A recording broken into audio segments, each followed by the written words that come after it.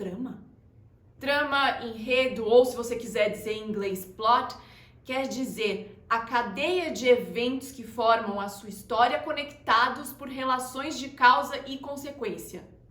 Muito abstrato? Então pensa que trama é o que acontece na sua história e a maneira como você estrutura isso. Trama pressupõe unidade de ação, que é a ideia de que uma história tem começo, meio e fim, e de que uma coisa acontece por causa da outra e não depois da outra nessa história. Isso te lembra Aristóteles? Isso te lembra arco? É porque tem tudo a ver. Um arco é composto por uma ou mais tramas. Uma ou mais tramas?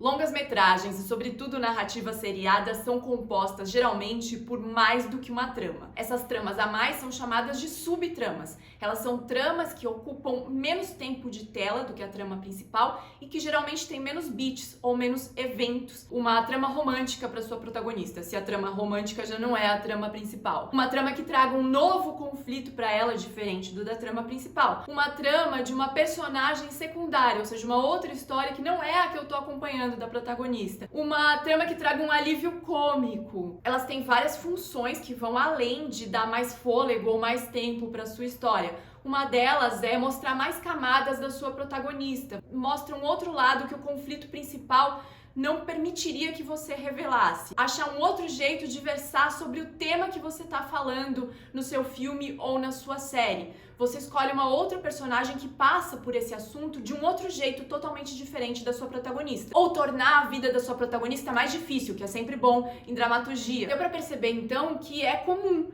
que a minha protagonista tenha mais do que uma trama. Um exemplo disso é o filme O Som do Silêncio, Sound of Metal, em que o protagonista é um baterista que começa a perder a audição. E a trama A dele, sem spoilers, é ele tentando recuperar a audição, ao mesmo tempo ele precisa se separar da namorada dele. E a trama B dele é ele tentando acompanhar e recuperar essa namorada ao longo do filme. A história geralmente ganha alguns pontinhos a mais se você consegue fazer com que as duas tramas se encontrem em algum momento da narrativa e se ajudem ou se atrapalhem ou se expliquem. Isso geralmente acontece mais ou menos perto do final do filme. O Som do Silêncio, por exemplo, faz isso.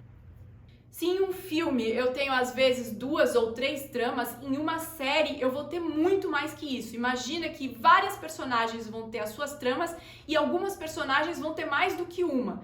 Em um episódio eu costumo ter entre 2 e 4, mais pra menos, mas a gente fala sobre isso em um próximo vídeo. Não confundir subtrama com multitrama ou multiplot, em que eu tenho uma história com múltiplas protagonistas, sendo que cada uma delas vive a sua trama paralelamente e que essas tramas têm mais ou menos o mesmo tempo e peso na tela. Elas podem ou não se encontrar, mas é importante que elas estejam ligadas pelo tema. O tema é o que garante que todas as suas tramas vão de alguma maneira se conversar, mesmo que elas não se encontrem. Depois eu faço um vídeo só sobre tema. A Margaret Atwood, que escreveu o conto de Aya, o romance, que depois virou série, fala que uma trama forte é centrada no momento da vida da minha protagonista, uma interrupção de um padrão que ela vivia até então.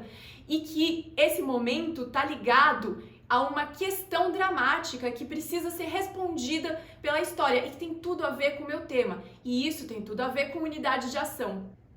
Uma discussão muito comum em roteiro é trama ou personagem? Quem chegou primeiro? Quem é mais importante? Se a trama são os eventos de uma história conectados por relação de causa e consequência e quem vive esses eventos são as minhas personagens, me parece que trama e personagem estão intrinsecamente conectados, ou seja, uma coisa não veio nem antes da outra e nem é mais importante que a outra, elas andam juntas. Essa é a minha opinião muito particular, mas nesse caso específico a minha opinião me parece bastante lúcida.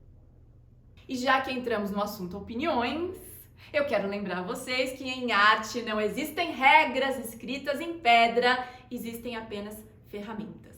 Achou esse vídeo legal? Conta isso pra mim curtindo aqui embaixo. Quer ver outros vídeos como esse? Assina o canal. Quer ler texto sobre roteiro? www.stephaniedegreas.com/sala de estudos. Se quiser deixar algum comentário ou sugestão, aqui embaixo. Até a próxima!